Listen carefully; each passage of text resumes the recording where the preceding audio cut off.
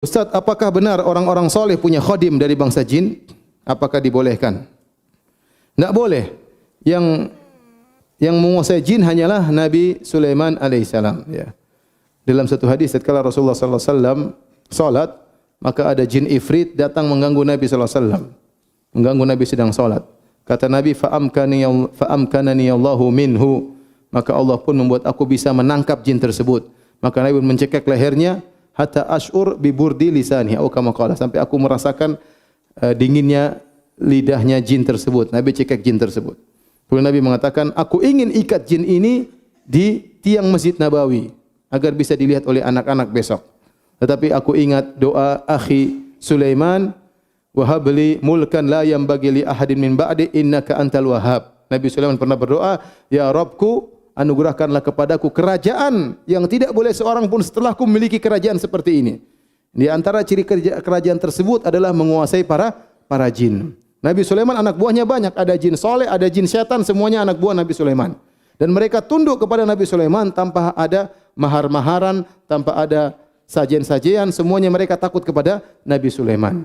Oleh karenanya waktu Nabi ingin mengikat jin tersebut, Nabi dilarang. Nabi mengatakan tidak boleh. Karena yang berhak menguasai jin cuma siapa? Nabi Sulaiman. Ya, dan kita lihat Nabi SAW tidak pernah berbangga-banggaan dengan pasukan jin. Terjadi banyak peperangan, perang Uhud, perang Khandaq, perang Badar. Nabi tidak pernah panggil jin, tolong periksa Abu Jahal lagi ngapain. Tidak pernah. Ya, coba periksa ada apa di sana. Tidak pernah. Nabi tidak pernah manggil-manggil jin. Demikian juga waktu kalung istrinya hilang, Nabi juga tidak pernah manggil jin, coba cari kalung istri saya. Ente katanya jin jagoan, coba cari jin, cari kalung istri saya. Enggak juga. Nabi tidak pernah membangga-banggakan punya pasukan jin atau nyuruh-nyuruh jin, punya khodam-khodam jin, tidak pernah. Bahkan Nabi mau tangkap jin saja, Nabi tidak jadi, karena itu hanya hak siapa? Nabi Sulaiman alaihissalam. Oleh karenanya kalau dikatakan ada orang soleh punya khodam jin, ini tidak benar. Tidak benar. Ya. Apakah antum mendengar Imam Syafi'i punya khodam jin, Abu Bakar punya khodam jin, Umar bin Khattab punya khodam jin, Utsman bin Affan punya khodam jin, Ali bin Abi Thalib punya khodam jin. Ya. Kalau kita boleh punya khodam, sudah kita enggak usah punya pembantu ya. Semua kerja, supir juga jin,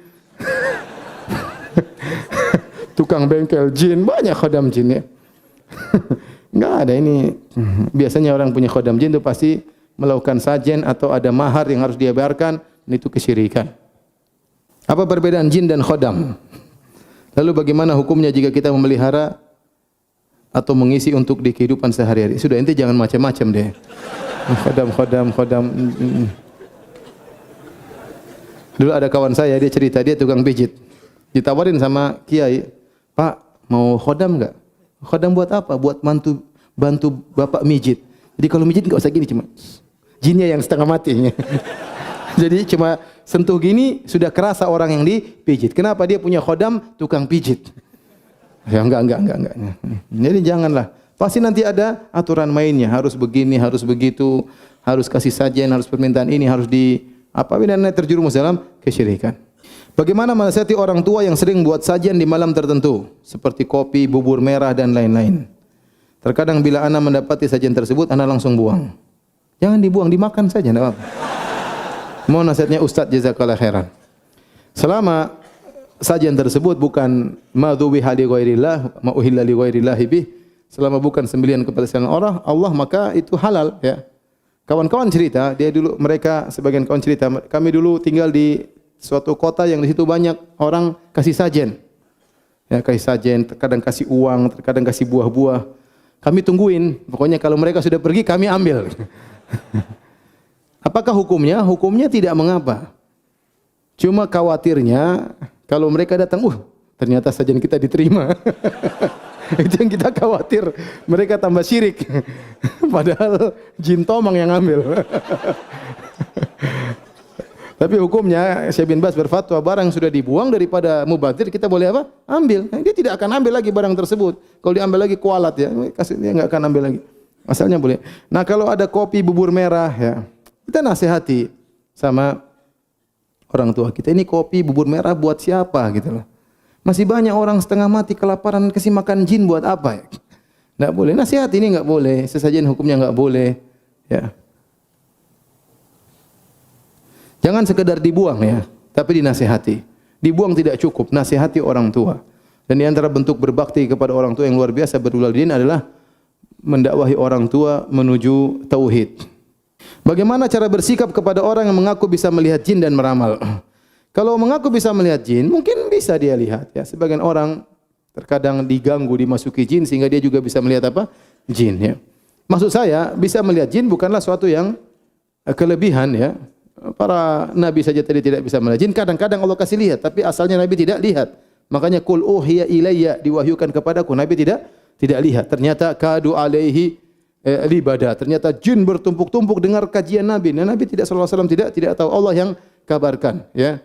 Demikian juga Umar tidak tahu ada jin depan dia ya. Ya Umar, ma salakta fajjan illa salaka syaitan fajjan ghairu fajjik ya. Tidak kau lewat suatu jalan kecuali jin akan kabur. Umar tidak tahu kalau jin kabur dari dia ya. Jadi kalau ada orang bisa lihat jin tidak menunjukkan sesuatu berarti dia soleh. Tidak ada seperti itu. Tidak ada. Bisa melihat jin bukan menunjukkan seorang soleh. Kadang kita khawatir dia mungkin diganggu oleh jin. Ya, mungkin dia punya ilmu-ilmu tertentu sehingga dia bisa melihat apa jin, atau dia diisi ilmu tertentu oleh kakeknya misalnya sebelum meninggal. Ilmunya ditransfer, jinnya ditransfer sehingga dia bisa melihat jin.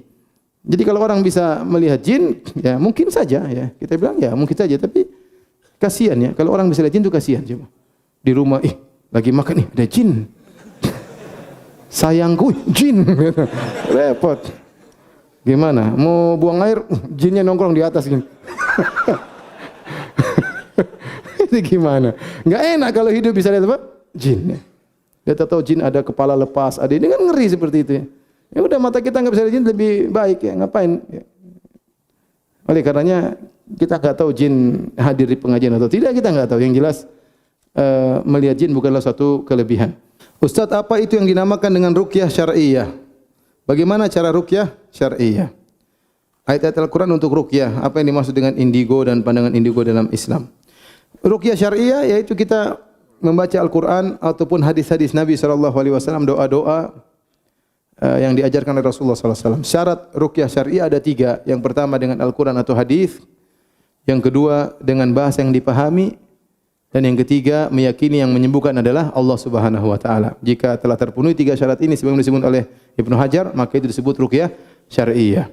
Adapun kalau dibaca dengan sesuatu yang tidak kita pahami, ya mantra-mantra ya, bim salabim abakadabra dan macam-macam alakazam ya. Ya, mani uci guci mani bakat barokat ya mani, misalnya ini apa ini? Apa namanya? Mantra-mantra tersebut, maka ini syirik, tidak boleh. Karena kita tidak tahu dia sedang berbicara dengan jin ya, atau dengan permohonan kepada wali dan yang lainnya. Tapi kalau dibaca Al-Quran atau hadis Nabi dengan bahasa yang dipahami dan meyakini yang menyembah adalah Allah, maka itu ruqyah syar'iyyah. Ayat Al-Quran untuk meruqyah, secara umum seluruh ayat Al-Quran adalah untuk ruqyah. Tetapi yang dibaca biasanya Al-Fatihah, 3 kul, ya, surat Al-Baqarah, kemudian ayat-ayat misalnya duelnya Nabi Musa dengan para penyihir, innallaha sayubtiluh, misalnya ayat-ayat yang berkaitan dengan wala yuflihu sahiru haitsu ata. Ini ayat-ayat yang menjelaskan hancurnya para penyihir, kalahnya mereka, mungkin dibacakan tatkala sedang meruqyah berdasarkan para pengalaman orang-orang saleh. Tetapi secara umum seluruh ayat Al-Qur'an adalah ayat boleh untuk meruqyah. Ustaz, apakah jin juga terpecah menjadi 73 golongan?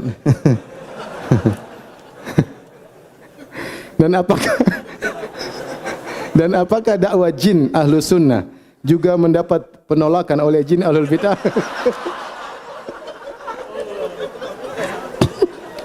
Apakah jin Banjarmasin sama dengan... Udahlah. Ada-ada saja. Ini baru keluar Banjarmasinnya.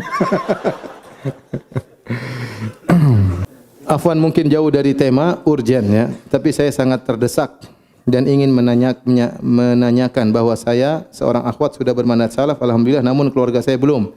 Hingga kini ibu saya mendesak saya untuk menikah dengan ikhwan yang bukan bermanhaj sunnah. Sebab ibu saya tidak ingin saya menikah dengan ikhwan yang bermanhaj salaf. Dan saya hanya diberikan waktu 1 minggu untuk memberikan keputusan. Masya Allah.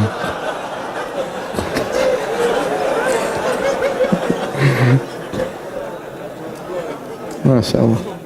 Apa yang harus saya lakukan untuk menolak lamaran ikhwan tersebut? Allah alam ya, berat ini. Tolong nanti hubungi ustaz-ustaz yang ada di sini ya, biar bisa konsultasi lebih lanjut ya, karena harus tahu permasalahan secara lengkap.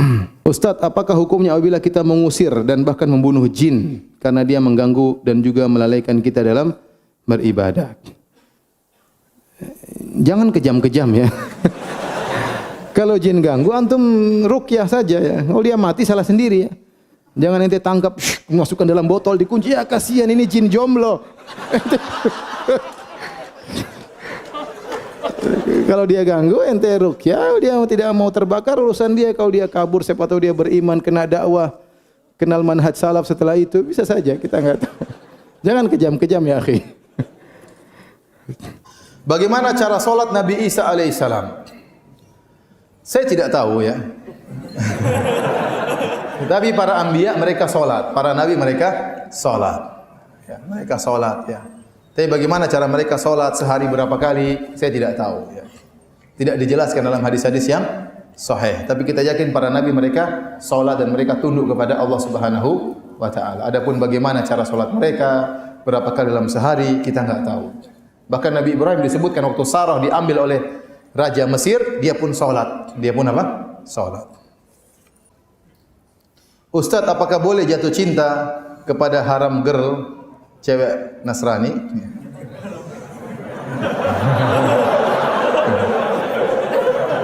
Ente cari saja halal girl. Haram girl tinggalkan, syubhat girl tinggalkan. Jadi para hadirin ya. Ya akhi, masih banyak cewek-cewek muslimah yang menanti antum. Yang bertakwa kepada Allah, yang pakai kerudung, yang pakai jilbab, di antara mereka ada yang bercadar, menanti sentuhan antum. Antum malah cari haram girl. Ya. Kalau sudah tidak ada baru ente cari, enggak apa-apa. Ajak saya kalau sudah tidak ada. Masih banyak bergelimpangan, masih banyak bunga-bunga bertebaran, masih banyak. Kumbang-kumbangnya kemana? Kambing-kambingnya kemana?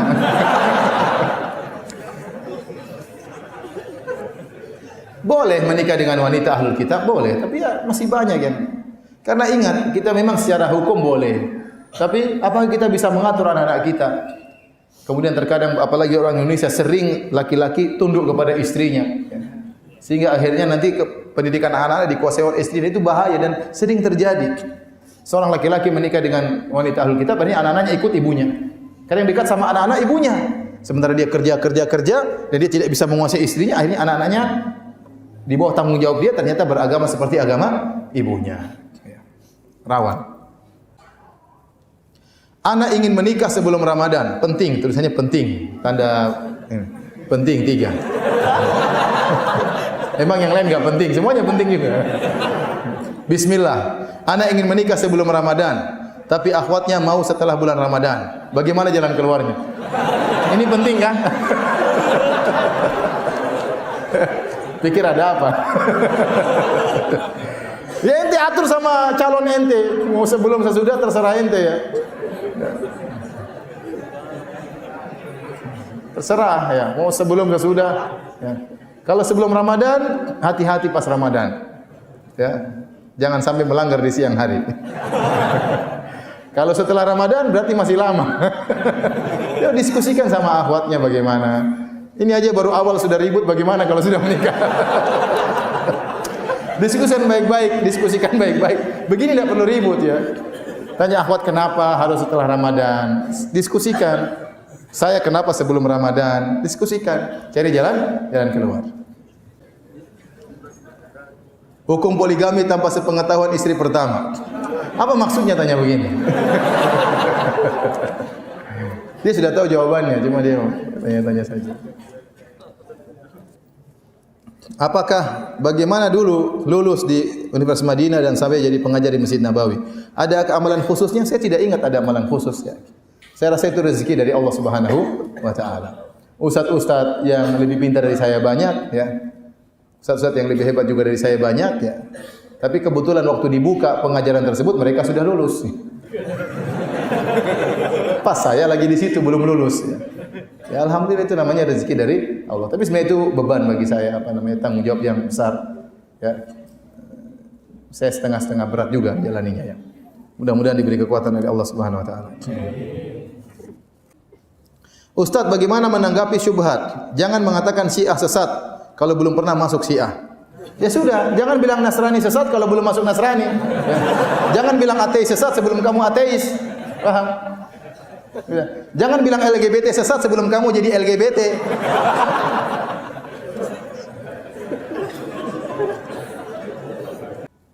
Bagaimana terkait konsep Trinitas yang mengatakan Nabi Isa anak Tuhan dan masih meyakini adanya Allah? Jadi kalau antum tanya konsep Trinitas kepada saya pun tidak bisa menjelaskan. Jangankan saya, orang-orang Nasara tidak bisa menjelaskan. Antum tanya 10 kepala orang Nasara tentang konsep Trinitas akan ada 10 pendapat. Mereka juga bingung. Apa maksudnya 1 sama dengan 3, 3 sama dengan 1? Nabi Isa sama dengan Allah, Allah sama dengan Nabi Isa. Nabi Isa sama dengan Allah sama dengan Ruhul Kudus. Tiga perkara ini siapa? 3 oknum ini Nabi Isa, Allah sama Ruhul Kudus. Ya kan ini 3 Trinitas. Baik. Allah adalah Isa, Isa adalah Allah. Kata mereka. Baik. Allah adalah Ruhul Kudus, Ruhul Kudus adalah Allah. Apakah Ruhul Kudus sama dengan Isa? Aneh, 3 sama dengan 1, 1 sama dengan 3. Tidak masuk logika. Ya 3 ya 3, 1 ya 1. Coba kalau antum beli mobil sama mereka, ini harganya berapa? 300 juta. Saya bayar cash ya? Ya, bayar 100 juta. Kenapa 100 juta? 1 sama dengan 3. Mereka susah. Karena kita nggak bisa masuk logika 3 ya 3, 1 ya 1. Bagaimana 3 sama dengan 1? Mau dia logikakan, nggak masuk logika mereka, nggak akan masuk. Mereka saja tidak bisa mencerna hal tersebut, sehingga banyak mereka hanya ikut-ikutan, hanya taklid buta. Apakah foto wajah Yesus sama dengan Nabi Isa? Siapa yang pernah foto Yesus? Nggak ada. Nabi Isa itulah Yesus versi orang Nasrani, kita Nabi Isa. Adapun lukisan-lukisan itu berbeda-beda. Ya. Mungkin kalau antum melihat Yesus di Afrika agak hitam-hitam sedikit, Yesus di Eropa agak pirang-pirang sedikit, Yesus di Indonesia, mungkin Yesus di Cina lain lagi. Tergantung siapa yang melukis. Ya. Tidak ada patokannya. Ya. Nggak ada patokannya. Yang jelas kebanyakan mereka lukis Yesus berjenggot. Ya. Rata-rata Yesus apa? Berjenggot. Saya nggak tahu Yesus versi Cina jenggotnya ada atau tidak. Ya. Tapi maksud saya, ya, nggak tahu yang mana ya, yang mana karena nggak ada yang pernah foto. Bagaimana cara menasihati berdakwah kepada teman yang beragama Nasrani tanpa menyinggung perasaan? Ya, itu yang susah ya. Ya, antum dialog. Jadi kalau antum, saya bilang antum dialog sama orang Nasara, jangan berdialog masalah babi, jangan berdialog masalah apa namanya, langsung masalah Tuhan. Karena itu intinya, percuma ente debat sama dia, ente menang babi ternyata haram, khamar ternyata haram, nggak ada faedahnya. Ente bicara langsung masalah apa? Masalah Tuhan. Ini kita dialog sama ente, tapi bicara Tuhan ya. Benarkah Nabi itu Tuhan? Sudah dialog, buka Injil. Ente sebenarnya mudah, ente baca literatur, banyak tulisan di internet. Yesus bukan Tuhan, baca, tinggal datangkan Yesusnya. Tuhan kenapa dia takut? Tuhan kenapa dia lapar? Tuhan kenapa ketiduran? Bahaya kalau Tuhan ketiduran. Banyak dalam Injil-Injil ya. Sudah ente dialog. Tuhan dicoba oleh setan, setan bawa lari Tuhan diuji. Ini setan kurang ajar mau coba Tuhan. Dalam Injil banyak. Antum sampaikan secara logika dan doa supaya dia dapat hidayah. Saya punya kawan cerita dia masuk Islam, keluarganya masih Nasrani. Jadi dia dari keluarga pendakwah di Nasara. Subhanallah, tiba-tiba dia masuk Islam. Waktu dia masuk Islam, keluarganya malu karena mereka ini misionaris. Kenapa tiba-tiba dia masuk Islam? Jadi malu, orang-orang malu. Akhirnya mereka datangkan seorang pendeta yang top untuk mendakwahi dia agar kembali kepada jalan yang benar. Dia cerita langsung sama saya. Datanglah pendeta tersebut ketemu dengan kawan saya tersebut. Kawan saya langsung bilang begini aja Pak Pendeta, kau tidak usah bicara sama saya. Kita saling mendoakan saja, saya pengen dapat hidayah. Kalau kamu benar, biar saya kembali kepada Kristen. Kalau kamu benar, kalau saya yang benar, kamu kembali kepada Islam. Kita saling mendoakan Pak Pendeta. Kamu tidak usah bicara sama saya. Benar. 2 minggu berikutnya kakaknya datang. Fulan dibuka. Ada apa? Aduh, itu pendeta sekarang masuk Islam.